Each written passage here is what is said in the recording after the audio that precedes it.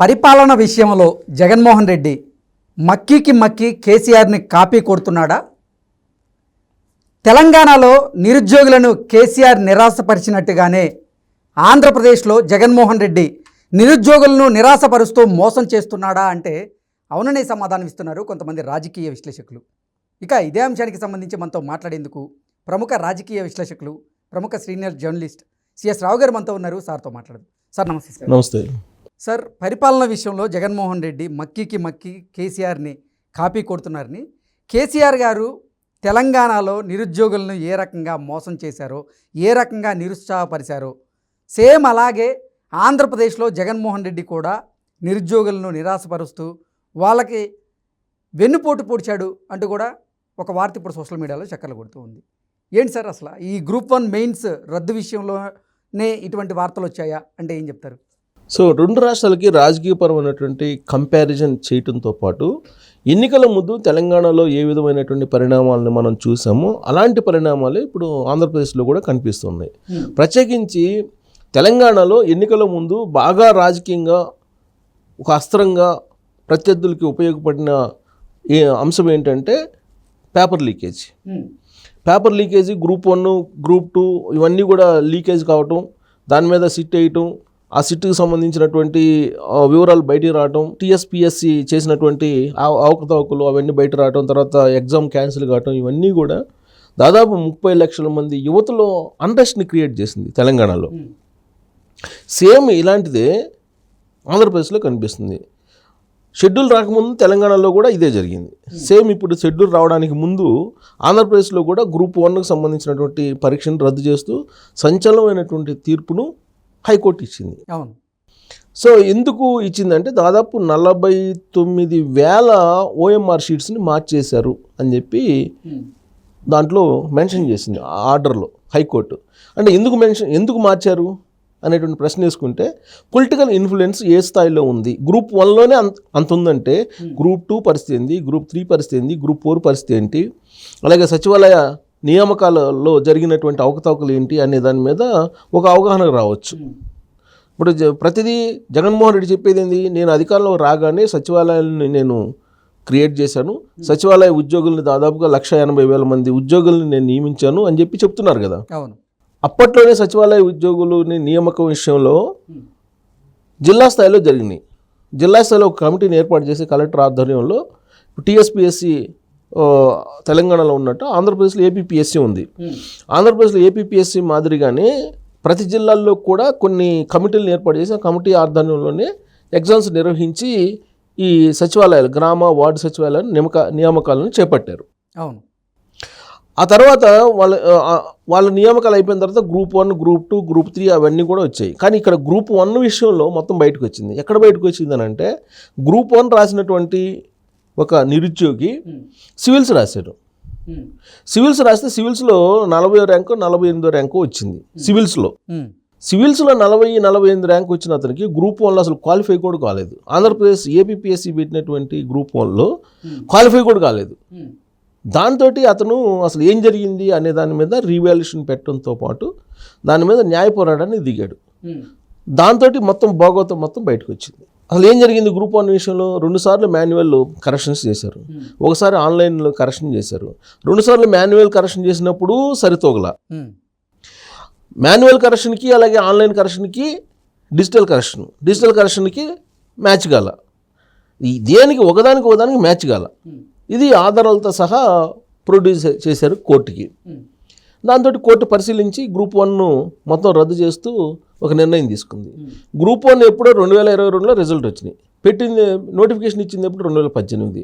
Exams పెట్టింది ఎప్పుడు 2022 ప్రాంతాన్ని పెట్టారు.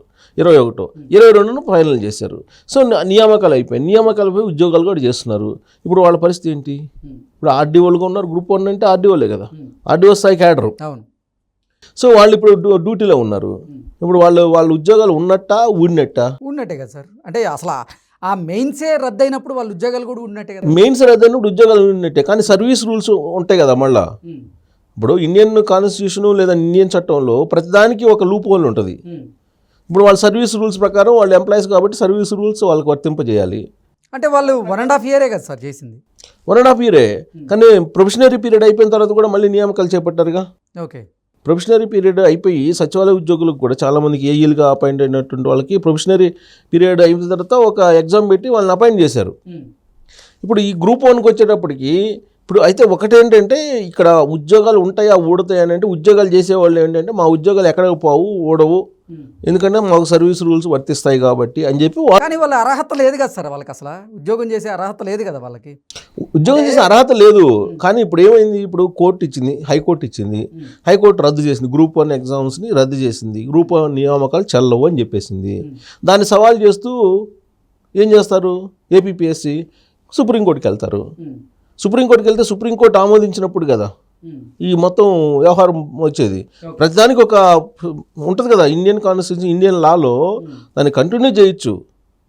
కంటిన్యూ చేసి ఇప్పుడు వాళ్ళు అలానే కంటిన్యూ అవుతారు కదా. ఇప్పుడు సర్వీస్లో ఉన్న వాళ్ళు కంటిన్యూ అవుతారు. అందుకే వాళ్ళు హ్యాపీగా పదిలంగా ఉన్నారు. దీన్ని కూడా రాజకీయంగా ఉపయోగించుకోవడానికి జగన్మోహన్ రెడ్డి ప్రయత్నం చేస్తున్నాడు. ఎందుకు, మళ్ళీ మేము వస్తే మిమ్మల్ని కంటిన్యూ చేస్తాం, మేము కూడా పోరాడతాము ఏపీపీఎస్ తరఫు నుంచి అని. అంటే వాళ్ళు చేసినటువంటి తప్పులకి ఇప్పుడు ఇక్కడ ఏమైంది, మొత్తం ప్రభుత్వానికి అనుకూలంగా ఉండేటువంటి వాళ్ళందరినీ గ్రూప్ 1లో సెలెక్ట్ చేసి నియమించారనేది వస్తున్నటువంటి ఆరోపణలు.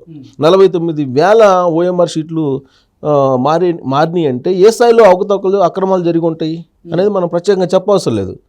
ఆంధ్రప్రదేశ్ ప్రభుత్వం మీద 2019 నుంచి ఇప్పటి వరకు జరిగినటువంటి ఎగ్జామ్స్లో ఏది కూడా సక్రమంగా జరగలేదు అని చెప్పి బయట జరుగుతున్నటువంటి ప్రచారానికి ఒక ఆమోద ముద్ర వేస్తూ హైకోర్టు ఒక తీర్పు ఇచ్చేసింది.